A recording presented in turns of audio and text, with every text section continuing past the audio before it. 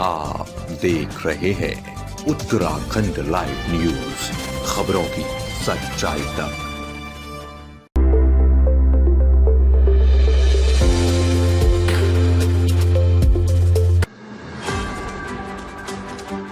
भारत सरकार नगर विकास मंत्रालय के निकायों में संपत्तियों का डिजिटल सर्वे करने के संबंध में बुलाई गई बैठक में अवगत कराया गया कि मसूरी क्षेत्र की सभी संपत्तियों का डिजिटलीकरण किया जाएगा, जिसका कार्य शीघ्र शुरू होगा। जबकि ड्रोन सर्वे हो चुका है। शहर के नागरिकों से आह्वान किया गया कि वह इस महत्वपूर्ण सर्वे में सहयोग करें ताकि यह सर्वे पूरा हो सके।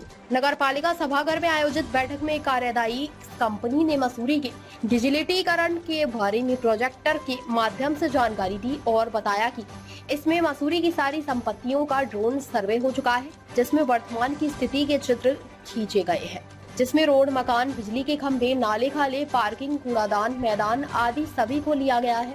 इस संबंध में जानकारी देते हुए नगर पालिका अधिशासी अधिकारी राजेश नैथानी ने बताया कि भारत सरकार शहरी विकास मंत्रालय का निर्णय है कि हर निकाय को डिजिटल करना है, जिसके पहले चरण में 4 निकाय लिए गए और दूसरे चरण में 10 निकाय हैं, जिसमें मसूरी शामिल है।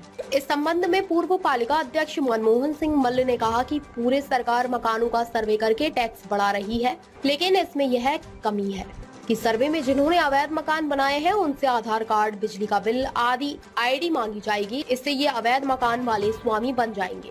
नए सर्वे में नाले खालों पर मकान बन गए, उसका चिन्हीकरण किस तरह होगा? भारत भूषण ने कहा कि ड्रोन सर्वे से बाहर की स्थिति साफ होगी, लेकिन नालों खालों का सर्वे इसमें नहीं आएगा तो यह मात्र पालिका की आय का साधन बनकर रह जाएगा। उन्होंने कहा कि मसूरी के पुराने नक्शे, सर्वे ऑफ इंडिया का नक्शा भी इसमें शामिल किया जाता ताकि पूरी स्थिति स्पष्ट हो सके। मसूरी से धर्मेंद्र सिंह की रिपोर्ट। भारत सरकार शहरी विकास का मैंडेट है कि हर निकाय को डिजिटल करना है। इसी क्रम में उत्तराखंड शहरी विकास विभाग द्वारा फर्स्ट फेज में 4 निकायों में ये सर्वे कराया गया और अब सेकेंड फेज में 10 निकाय इसमें लिए गए, जिसमें हमारा मसूरी भी है। इसमें पूरी प्रॉपर्टी का एक तो ड्रोन सर्वे होना था, जो हमारा हो चुका है। इसके बाद डोर टू डोर सर्वे होना है। उसी क्रम में ये आज बैठक बुलाई गई थी कि ताकि सभी लोगों को जानकारी हो सके कि एक टीम उनके प्रॉपर्टी पे आएगी और उनसे डिटेल लेगी। लोगों में अनावश्यक भय ना हो कि कौन आ रहे हैं, क्या आ रहे हैं, इसलिए ये बैठक की गई थी। और हर प्रॉपर्टी का डोर टू डोर सर्वे होगा, उसका एक डिजिटल डाटा बनेगा और इससे मैं समझता हूँ कि 1 अप्रैल से ये लागू हो जाएगा। और इससे जो सबसे बड़ी सुविधा होगी हाउस टैक्स जमा करने की, ऑनलाइन आदमी कहीं से भी अपना हाउस टैक्स जमा करवा सकता है, क्योंकि यहाँ मसूरी में मैक्सिमम प्रॉपर्टी बाहर के लोगों की है, जो दिल्ली या हरियाणा वगैरह रहते हैं, और उनकी एक ही वो रहती है कि हम ऑनलाइन टैक्स जमा नहीं कर पाते हैं। तो एक तो ऑनलाइन टैक्स जमा हो जाएगा।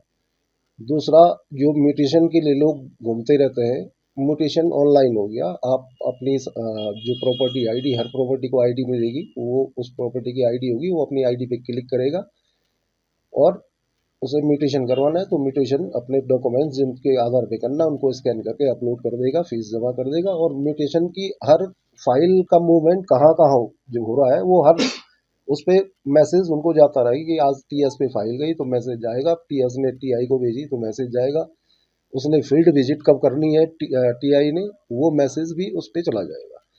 तो इससे काफ़ी सुविधा लोगों को होगी। नहीं, उनकी शंका ये थी कि जो अतिक्रमण हुआ है और वो भी मालिक बन जाएंगे इसमें, तो ऐसा नहीं है, क्योंकि जैसे ही नगर निगम देहरादून में ये लागू हो चुका है और 1 साल से ये प्रॉपर काम कर रहा है। वहाँ पे 129 बस्तियां हैं जो नदी रिस्पना बिंदाल के किनारे बनी हुई है, लेकिन इस सर्वे से ये नहीं हो रहा है कि उनको ओनरशिप मिल गई। हमारे पास एक डेटा आ गया कि हाँ, ये सरकारी लैंड थी और इस पे इतने अतिक्रमण हो रखे हैं, इस बस्ती में इतने मकान हैं, उसका एक डेटा पूरा हमारे पास आ जाता है कि कितनी प्रॉपर्टी अतिक्रमण में, कितनी लोगों की अपनी ओनरशिप की है। तो उसमें ये घबराने की नहीं है कि वो अतिक्रमण करके अगर उसने बनाया हुआ तो वो उसका मालिक बन गया।